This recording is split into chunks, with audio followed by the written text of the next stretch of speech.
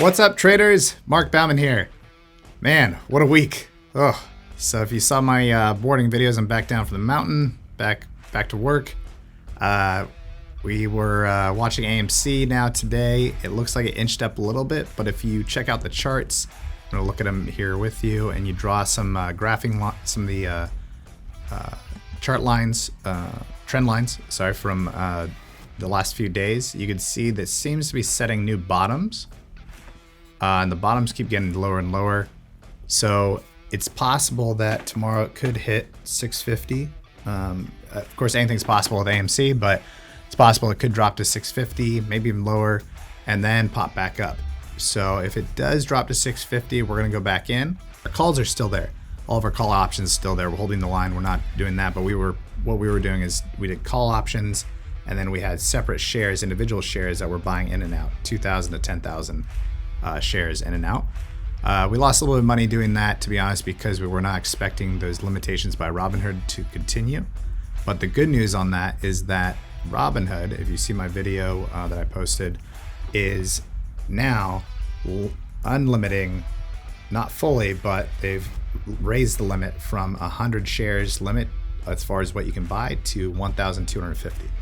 So that means that there will be some upward pressure coming into AMC. It's still a $15 to $20 a share company, irregardless. Just not right now because of COVID, but give it 8 months or so, it'll be there. So that's why I feel it's a safe purchase, irregardless. Even at the current rate, you'll just have to hold it longer. But we're gonna buy in on the dip just so we can make money now, and hopefully it'll skyrocket on Friday as people are expecting because of the call options and short options coming through. So as the shorts need to cover on Thursday, actually, theoretically, hopefully we'll see some spikes. So feel free to buy into AMC. We're buying and holding still. We're just going to add a little bit more tomorrow, or a lot more if there's a bigger dip. The other stocks I'm going to bring up for you here, Dogecoin is still down at 0.03, but the good thing is, as far as Forex goes, it's holding. The MBX token, if you've taken a look at that, that's had a little bit of a dip since its massive rise of like 400 or 500%. So you should definitely look at MBX because they're going to be launching their platform soon, and we've been in that since the beginning. So it's been a nice kind of moneymaker there. At the current rate, it's a little bit high since they haven't launched their platform, so maybe you want to wait for a little bit more of a dip tomorrow or the next day and then get in.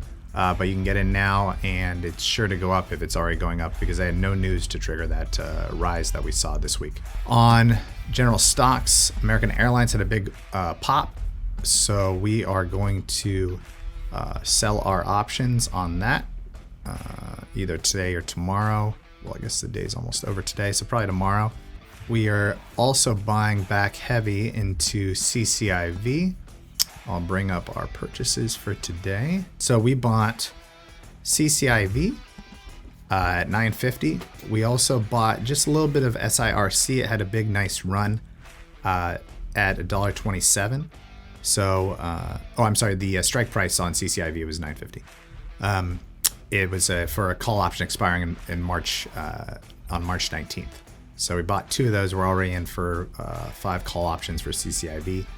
We sold out of CCIV at $3.30 today, $33.50, and then we bought back in, also on a trailing stop, and then we bought back in most of those shares at when it dropped down to $270, $290.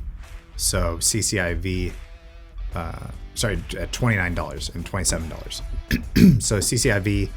We sold out of on our trailing stop because that triggered, but then we bought back in because I think it'll pop back up tomorrow again. The other stock that automatically sold was Tilray. We just pulled back some of our profits. If Tilray goes back down further, we may pull more and then buy back in, but that's also a solid buy. And then we bought more into RYCEY.